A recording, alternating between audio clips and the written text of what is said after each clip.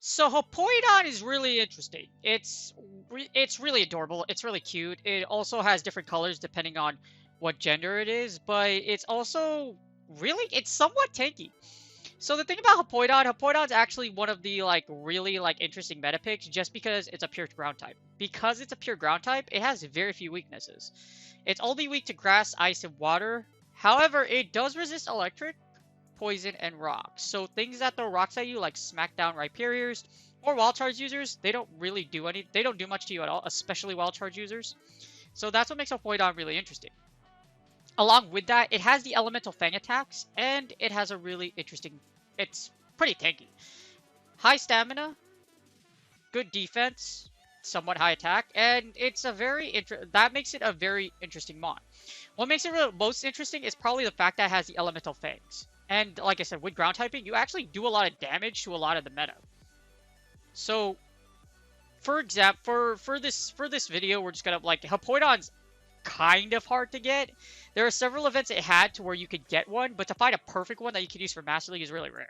So Hippowdon has 50k dust and 50 candy. So you're kind of have to use it depending on how hard you win for those events where Hippowdon was spamming. You might need to use rare candy, you might not. I mean, anything with Master League, of course, is really expensive, even if you just add the second move to it. So just keep that in mind. Now, like I said, for Go Battle League and Master Premier Cup, the reason why it's really interesting is because it has Fire, Thunder, and Ice Fang. With Ice Fang and Earth Power, and it has Ice Fang, Earth Power, it also has Body Slam. So it's with Body Slam. Body Slam is spammy. It has a lot, and Earth Power gives it stab, and that allows it to take out Metagrosses. Ice Fang allows it to take out Charizards. To take out Dragonites and Togekisses. Because of that, Hippowdon's a really interesting anti-meta pick for Master Premier Cup. It also has a shiny. As you see, its shiny is kind of really interesting for shiny Hippowdon. It's like black and it's like green. So it has, like I said, it's really based on the gender. So based on the gender, it has different coloring. So that's why it's colored this way. But like I said, somewhat expensive, but you'll just see how really interesting Hippowdon is in the PV poke analysis. Alright, so for Master Premier Cup, Hippowdon ranks at number 27. As you see, it's best used as a closer. However, it's really interesting. Some people, I've actually seen this thing in the lead, and it kind of sucks because I liked using Dragonite lead for Season 3. So, because of that, as you see in its key wins in the lead, it takes out Togekiss, Dragonite. It even takes out Magnezone because it really resists those wild charges. It also takes out Snorlax and Garchomp. Now, you kind of do lose against... You can lose against Metagross. You can flip this matchup, but... Gyarados, of course, Gyarados, you're going to lose against Gyarados just because you don't get stabbed with Ice Fang and Earth Power. It does resist Earth Power. You can't Body Slam it to death, though. Like I said, with Shield Advantage and Energy Advantage, there are ways you can flip out of this. However, as you see, Hippowdon's not overly dominant. That's what makes it really interesting. It's number 27. Not very strong as a lead, closer as a switch, but I've seen this thing a lot, and you might have seen it a lot in previous seasons. In the lead, Hippowdon ranks at number 33, taking out Togekiss, Dragonite, the Big UFO, Big Thick Lax, and the Hammerhead Shark from Death. I call it Hammerhead Shark of Death because Garchomp is the number 1 lead in Go Battle League. So being able to take all of these out makes it really interesting. As a closer, it's really good because it's able to take out, like I said, Dragonite, Togekiss, Magnezone, Garchomp, Machamp, and with Energy Lead or Shield Advantage, you can actually flip some of its matchups. Now, as a switch, just don't do it. As a switch, there are better switches out there. With a rank score of 62, that's a D. And if you don't know, if you got a D in class, that means you're probably going to come to your parents and they're going to yell at you. So don't use Hippowdon as a switch.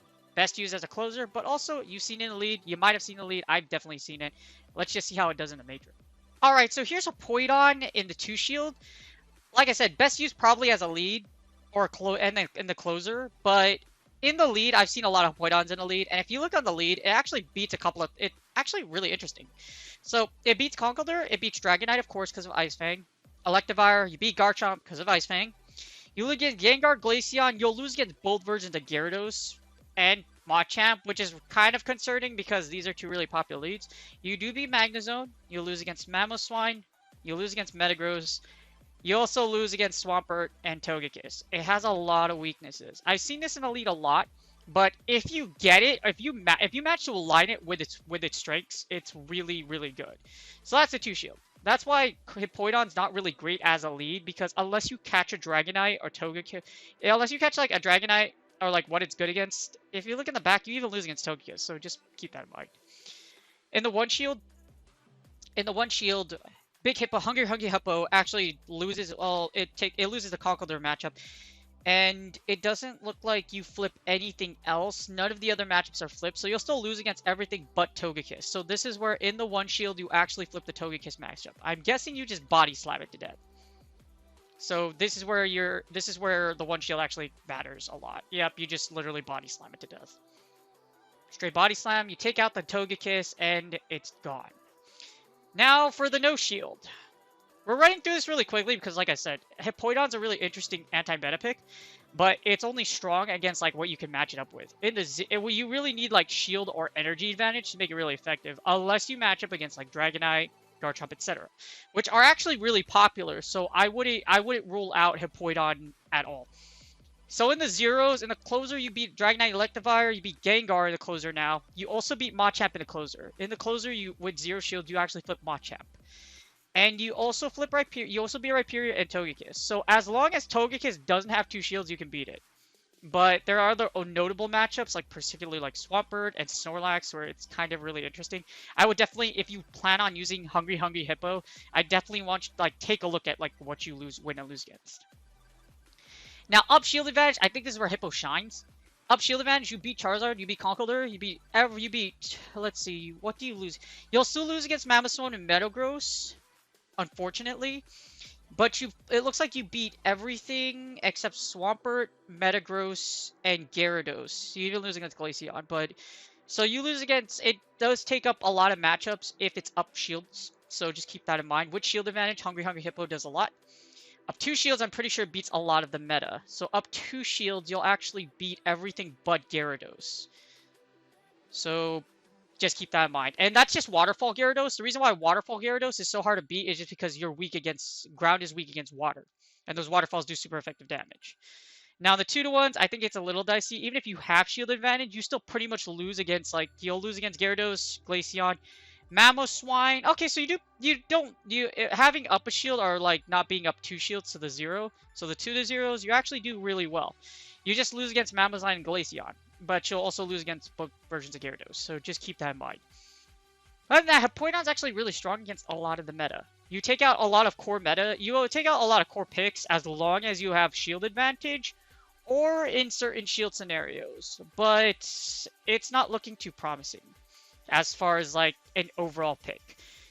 Like so in summary, like Big Ice Pig is, I mean, well, it's not Ice Pig, but Big Hippo is actually really interesting. Big Hippo is able to give you this really weird, like, it's very strong. As long as you keep it away from the lead and you can line it up against positive matchups, it's really good, but it's kind of like I said, you don't get stabbed with anything but Earth Power. So just keep that in mind. Also, if we look at its moveset, it's also very interesting because Ice Fang doesn't generate a ton of energy. Ice Fang is a 2-turn move. You generate 5 energy per shot. So the reason why it does so well against Dragonite and Garchomp is because they're double weak to Ice Fang. So with that energy generation, it actually takes you, like, I believe 7 Ice Fangs before you get to a Body Slam. So 7 Ice Fangs to Body Slam. And to Earth Power, it takes, let's see, if I'm doing my math, 11 Ice Fangs. So you're going to have to chomp away a lot. You're going to have to bite a lot. You're going to have to chew through a lot of fast moves before you get to its charge moves. I wouldn't say that Ice Fang isn't that bad. Like, it's not bad, but like I said, if you can, it really matters. Hippowdon really only does really good against what it's positively matched at. If you can win switch and keep it aligned to where it's strong against, Hippowdon's actually really, really good. It does flip a lot of matchups, especially to get like ahead energy. And it's just really that's just how powerful Hippowdon is. Now, before I close out this analysis, I think one of the big ones that like one of my friends mentioned to me is like he's like if you I think if you like Hippowdon versus Metagross. So you lose against Metagross in a lot of scenarios. However, if we do however, I believe there are ways to win.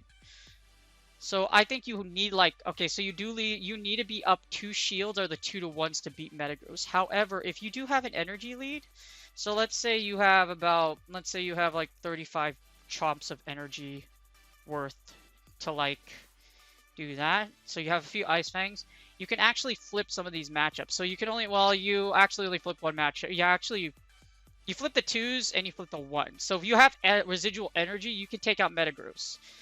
But that's what makes it really, it's just because of the Ice Fang. So Ice Fang does give it like, unfortunately, Ice Fang doesn't take out like Metagross, etc. But it's still really good. Hippowdon with Ice Fang does rank really high. It can be really good, just keep that in mind. You can also use the other Fangs. But even if you did use Fire Fang doesn't really give you a huge utility boost. Like it'll allow you to beat things like Metagross and Magnezone, but that means you're in danger against Dragonite and Garchomp. So depending on which Elemental Fang you use, it flips certain matchups. And the reason why in the rankings Ice Fang is the king, is the big one, is because Ice Fang covers the most. It covers Dragonites, it covers Togekiss, etc. That's why you want to use Hippowdon.